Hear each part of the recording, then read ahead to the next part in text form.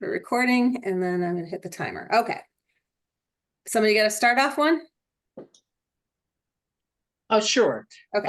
The WNBA right now, some people say they're losing a winning opportunity from having their white star, who has been getting endorsements and stuff. And when those games are played, some of the other players are causing friction, aggressiveness towards that player. And I don't remember her name, so forgive me. But the young white lady who joined the WNBA, and she's a star getting endorsements. You're a team player. How would you react to somebody who is a star with endorsements and that type of thing if that situation should follow you to MIT? Absolutely. So across the last week or so, Caitlin Clark has been facing a lot of heat, not from the media, but from another player, Angel Reese, who I believe is who you're thinking of. And if I were to be in the same situation as Caitlin Clark, I would approach it the exact same way as she has. She's been nothing but mature in all the post-game interviews. And whenever Angel Reese comes up, Caitlin Clark never takes a shot at her, but she treats her with utmost respect. This even goes into the game. When she's playing against Angel Reese, Caitlin Clark doesn't give back that aggression that other players alongside Angel Reese and many others in the WNBA have been giving to Caitlin Clark. So if I got to MIT and was faced with a lot of heat and backlash for just simply playing the game, I would take the same approach as Caitlin Clark and continue to treat others the way that I would want to be treated. Maggie, the Surgeon General Murthy, just today said that social media demands urgent action and to put warning labels on it, just like warning labels on cigarettes or alcohol. And he's urging, he can't pass it, but Congress can. Will that really work? I mean, there's plenty of people that buy cigarettes and see the warning label, they drink alcohol. What is your take on that action? I believe it's a great step towards navigating the social media epidemic. Since 1999, teen suicide rates have increased by 35%, and it's purely due to social media and cell phone usage. Now, currently on social media apps, there are warnings that say, oh, I'm above 13 years old and you can share my media or my information with companies.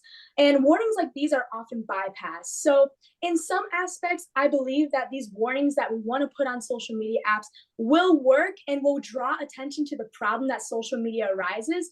We should make it clear why the warnings are in place. Social media may cause mental health issues or even thoughts of suicide. And so if we make it clear the goal of the warnings, then they will work. Thank you. Maggie, the Paris Olympics are approaching us very quickly.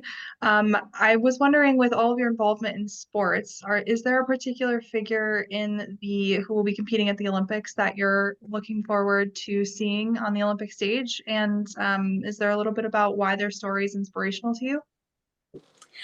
The Olympics hasn't always been something that I follow really closely, but just recently, softball became a national sport that's recognized in the Olympics again.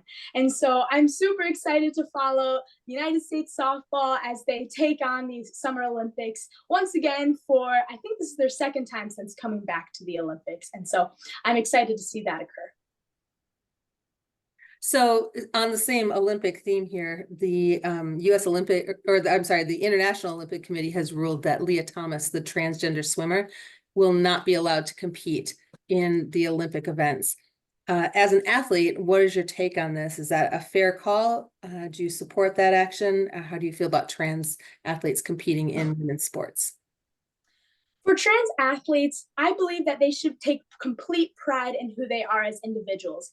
They have taken a step that many Americans are afraid to take, and they have crossed the border that is something that is uncharted territory.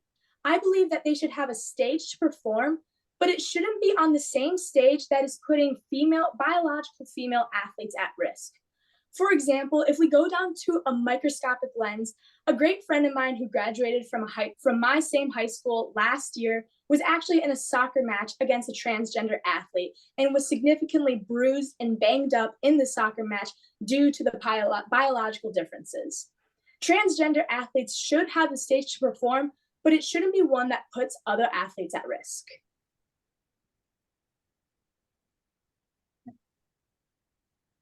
one of the things that you are going to find is while it's quiet on college campuses, the spring term just before commencement, we had a lot of protests going on, and some children or some students, some of the Jewish faith, other students felt the protests were a hindrance. Where do you come at between freedom of speech of the protesters? And again, there has to be civility and safety on a college campus. Where do you weigh in? So next year, I'll be attending the Massachusetts Institute of Technology. And the president of MIT approached this in a way that I really look up to and I agree with. When these college campus protests arise, they gave students an ultimatum. You cannot protest on the main encampment grounds of MIT, or else you will face consequences, including not being able to partake in final exams or walk at graduation. But the president allowed for the protest to continue on the outskirts of campus. I think allowing certain areas of campus to protest and speech and what individuals want to speak up for is important, but we should also allow for the majority of campus to be free of hostility and maybe backlash. Can you The tell home us? state that, oh, go ahead, go ahead. I was going to say, can you tell us about switching topics? Can you tell us about a time when your integrity was challenged and how you dealt with that situation? So at the beginning of my junior year, I was added to my school's Hope Squad. Hope Squad is a peer-nominated suicide prevention support system. With Hope Squad, we reach out to students that we believe might be having suicidal thoughts and just need help. I was in a situation where I was reaching out to an individual because I noticed that they were being quieter recently, they weren't reaching out, they weren't hanging out outside of the classroom. And one thing that this individual said was, I don't want this coming out of our conversation. As a Hope Squad member, we sign a contract that if things like this arise, where a peer comes to us or we have a conversation with a suicidal classmate, we must bring it to a guidance counselor or a trusted adult. As a Hope Squad member, I knew it was my role that this conversation had to be brought to the guidance counselor and the advisor of Hope Squad. So my integrity was challenged. Where do I go behind my friend's back and do something that they don't want to occur? Or do I do what's in this Hope Squad's best interest in helping the suicidal classmate? Ultimately, I took the Hope Squad route, and then my friend eventually got help. Very close to you going to nationals and bringing home the bacon. But when you go to national, we're going to have a big event here that the world's going to be looking at called the Republican National Convention. And a lot of people say, Milwaukee, where's that at? If you hear that kind of discussion, how would you describe Milwaukee, and why people say, why would the RNC bring their national convention? Wisconsin is incredibly unique because we're one of the big three swing states. That's why the Republican National Convention comes to Milwaukee, because it's interesting to see the differences in perspectives and how people talk to each other within Wisconsin. We have all ends of the spectrum when it comes to political ideology. And that's why I'm proud to be from Wisconsin, because this is a place where everybody can talk about their opinions and speak their mind and have peaceful conversations on different ends of the political ideological spectrum.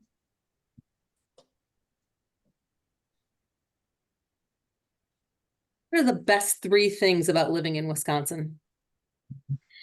Primarily, it's our people. Our people are one of a kind. For example, here at Milwaukee General Mitchell Airport, oftentimes when you're going to an airport, you might see hostile security guards or TSA workers. But people at the Milwaukee airport are nothing but friendly. And I think that really speaks true to who Wisconsinites are. We're just here for the betterment of individuals and even strangers. And we always want to give a smile to the people that we talk to. Additionally, I like to say that it's better to be a jack of all trades rather than a master of one. And I think that shines through our seasons. So Milwaukee and Wisconsin in general is a state that has all 4 seasons. And so you have to be bold and you have to be brave to live in Wisconsin to face the 90-degree humidity and the negative degrees that happen in the winter. Finally, I also take pride in living in Wisconsin because we're a small market state. I'm a diehard fan of the Milwaukee Brewers, who have always been small market and typically the underdog. I love rooting for someone that doesn't conventionally win, and I think this shines through in everything else that I do. All right, that is 10 minutes. All right, how do you feel about that one, Maggie? I feel pretty good about that one. Yeah. I thought I knew all the topics, that current events topics that were brought up. I think one or two of my answers might have gone long, but I think I still brought it around to the point that I wanted to make eventually. Mm-hmm. Can I make a comment? Yeah. This is probably our 6th or 7th time seeing you. You have touched on every single constructive criticism we have. One, you didn't send them a Massachusetts Institute of Technology. You talked about the tier group. You discovered it. Your answers had a beginning, a middle, and you concluded. You're right on topic. Now, if you felt someone was going there, you have the dynamics of what makes a successful interview. You explain it, you give a middle, and then you have a great way, and you end it with a confident smile. I mean, I'm just comparing you over the times we've had in the last month and a half, and I honestly don't have any criticism because you've taken every single thing that we fed to you, and that's great. Yeah. Thank you so much. Yeah, it's a little frightening actually to just see the comments that we've made just automatically happen. Julie's giving a thumbs up. That's true. Like honestly, like you're Maggie, not busy enough. Like you're not busy enough. yeah, I feel like we have to be careful what we inject into you because you take it and you make it happen. So I want to make sure that we're giving you good advice because you're like a sponge and then you just make it happen. So yeah, the WNBA question knocked that out of the park. I thought that was super strong. You knew both of the players in question. Totally spun up on that. That was great. The Surgeon General with the warning labels. Your mom, she did clarify that that's not something he can do personally. He would need Congress to do it. I think it's kind of a fine line between a recommendation to be going on those labels versus some kind of a law to institute a certain age kind of thing. I think that steps into the arena of maybe stepping on free speech. So I like the way that you handled it, saying that I think you said it's a great step towards the social media epidemic.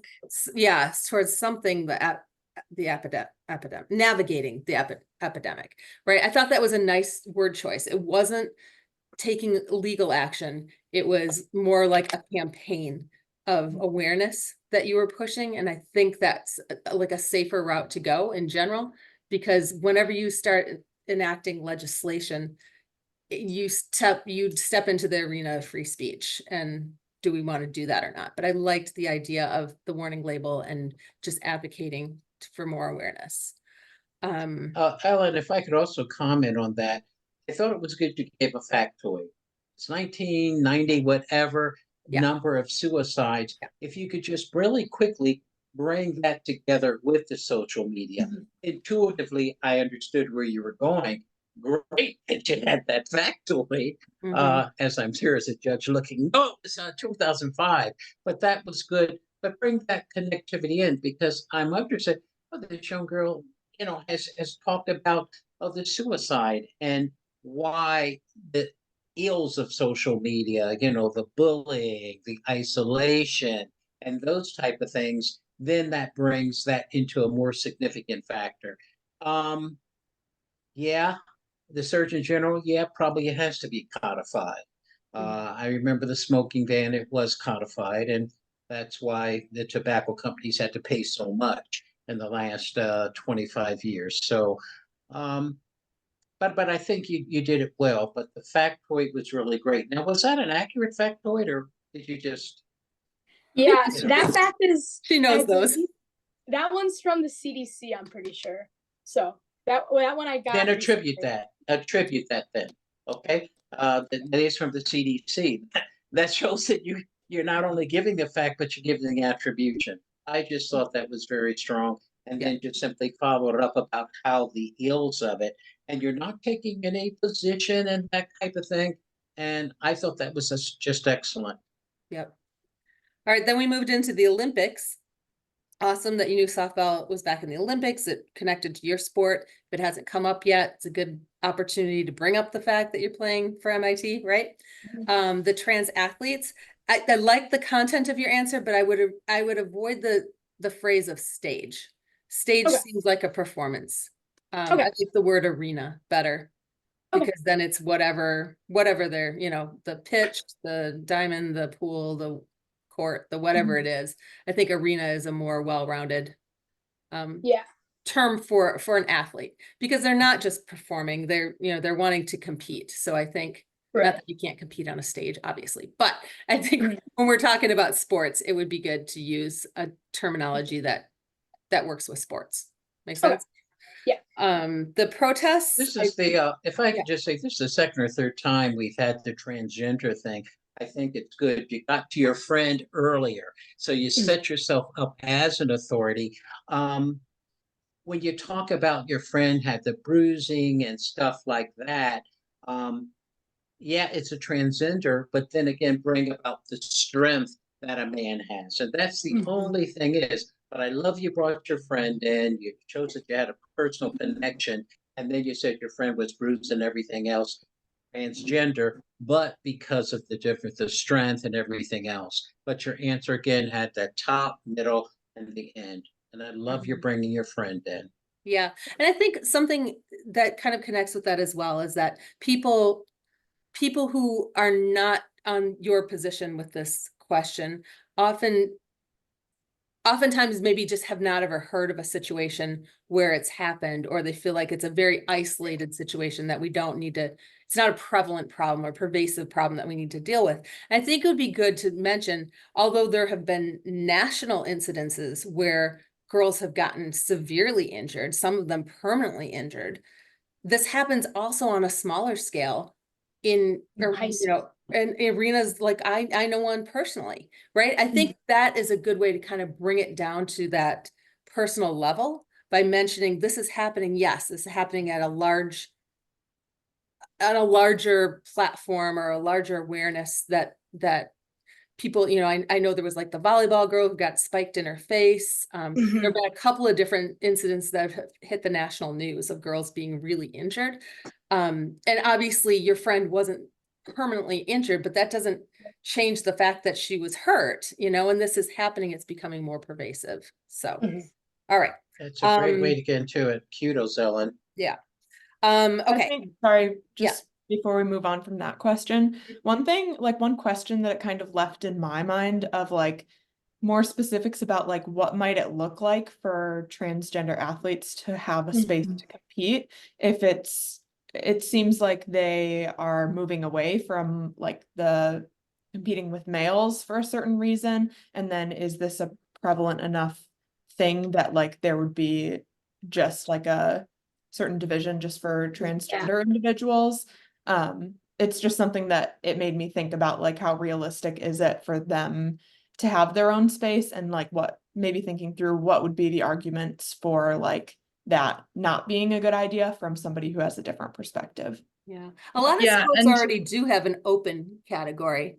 Okay. Where, that you're not necessarily competing against, it's like all the 50-year-olds in a mountain biking race or a running race or something. So, but predominantly what's been happening is that transgender athletes are resisting that and wanting to race or compete in the category that they identify with instead of their biological or alternative lane to use, I guess. So yeah, I would say the same thing was sort of left in my mind. And one of the things that I've sort of heard being tossed around is like the open sort of section, but also like we do have, like I think, Paralympics, and like if you identify as disabled, you can race as an identified disabled person, or you can race in your age group or compete in your age group, whatever. So like thinking about maybe that as an option, if that's something that you would want to talk about. Like I know that's been tossed around as a potential alternative too. Okay, got it. Yeah, and I don't know that you necessarily have to have the full answer in terms of like, this is how it should be. But I think if you lead and end with safety, like, I'm not exactly sure what it looks like. I want it to be fair. I want them to have an opportunity to compete. But I also feel like biological girl safety should be the first priority. Okay. And I think that's enough. Like, let them Yeah. sort out what that looks Mhm. like then. Absolutely. Okay. I think it actually really helps that the Olympic Committee just ruled against Leah Thomas right before this. It doesn't make you seem like you're True. bucking the system. Right. You've got, you know, the Olympic Committee affirming your position. So, Yeah. Okay. Then you They're went just into international. right. The And the Olympics, integrity they're being just challenged. international. Right. Your integrity being challenged. I thought that was a really, really good answer. That was maybe the best one I've heard so far. Really, like, that puts you in a tough spot. I mean, you're looking Mhm. at your friendship versus her life or his life, Yeah. right? And that, I think, like, who's going to argue with that? That is a tough, you know. I'm thinking about the fact that I checked out at Walmart today and got outside and realized that I hadn't run the tape through, and it was freaking 95 degrees out, and I walked that back in there and ran through the self-check and paid for it because I was never going to use that tape and not feel guilty about it. Mhm. That's my small little integrity story. Yours was much better. Okay. Good. It was really good. Okay. Also, I'll say that that is a question that I got during my medical school interview. Oh, So Really? something to Wow. keep in mind. It might find you again. Yeah. yeah. 8 years down the road, 4 years. Nice. Hey, can I ask you something? When you got that in your med school interview, had you even thought of it, or did it kind of blow your mind? Or did you kind of expect that you might get that? Honestly, I don't remember what I answered. If I thought about it more, I could probably remember what I answered.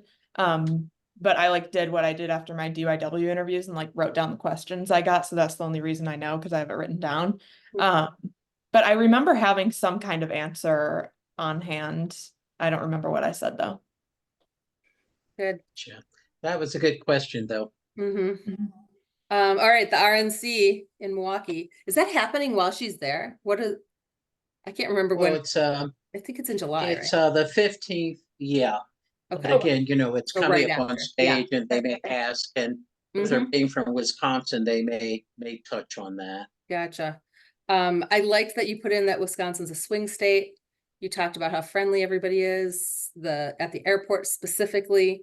Nice. I thought that was a really good answer in terms of people coming from different ideologies and still coming together and managing to be friendly. I think that is super unique about Wisconsin. The 4 seasons, you gave the 3 reasons, and then the small market state with the Milwaukee Brewers, I thought was really, really strong. Yeah. And that was your last question. Can I ask you something, Maggie? You said, I think it went long. What question do you feel you went too long on? Because I never got that real sense that you were over talking something. I'm curious, what questions do you feel you overspoke? I guess the first one that came to mind was just the very last one about the 3 favorite things about Milwaukee or Wisconsin. But I mean, it's kind of hard to avoid going longer on like a 3-part question. And then I thought the transgender one went a little long, but by the sounds of it, it seemed like it was a good length. Yeah. Well, you Yeah. had 7 questions, so they That's were pretty probably, good. yeah. Usually it's about 10 or so. Yeah. But I think it was good. We're getting ready to run out of time. Can I stop it and restart? Because my Zoom call is limited. Everybody still have to link. Sorry about that. You It's good, the Bob? same Oh, link. no, that's Yeah, no it's the same problem. link. I just have to stop the call and restart it. Okay, cool. Okay, thank you. Good. Mhm.